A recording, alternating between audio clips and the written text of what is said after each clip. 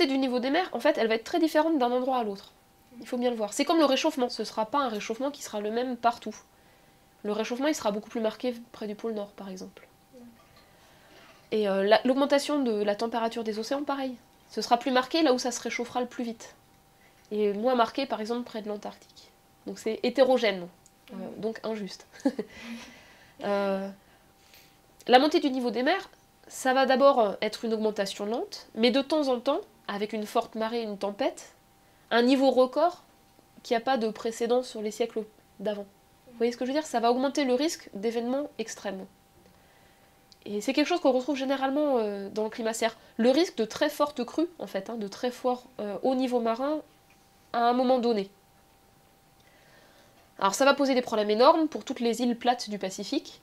Alors les Maldives ont attiré l'attention hier en faisant un conseil des ministres en tenue de plongée sous la mer pour attirer l'attention des médias et des gens et bien montrer leurs problèmes à eux, puisque le point culminant de l'île principale des Maldives est à 1 mètre au-dessus du niveau des mers. Aujourd'hui. Voilà. C'est fini dans 40 ans. Quoi qu'il se passe, à peu près. Ensuite, vous avez d'autres endroits où il y a une grande quantité de population et de grandes infrastructures industrielles aussi, qui sont construites au niveau de la mer.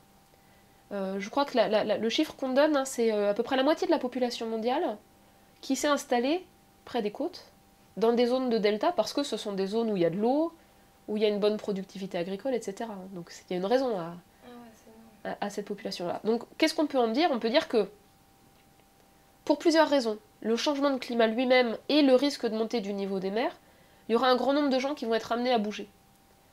Et les chiffres qu'on donne sont importants, c'est de l'ordre de 200 millions de personnes, probablement, c'est pas le chiffre catastrophe, mais qui seront amenés à se déplacer, c'est-à-dire qu'ils ne pourront pas continuer avec leur mode de vie d'aujourd'hui dans 50 ou 100 ans au même endroit. Et c'est là qu'on prend conscience que ce changement climatique, il pose des problèmes qui sont pas que des problèmes climatiques, qui sont des problèmes géopolitiques. C'est-à-dire quand quelqu'un a besoin de partir, où est-ce qu'il va?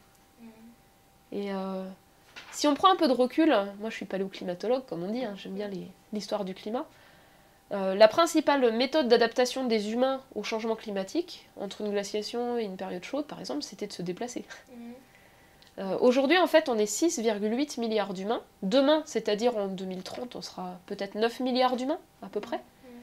Et ça va être difficile d'accompagner ces déplacements.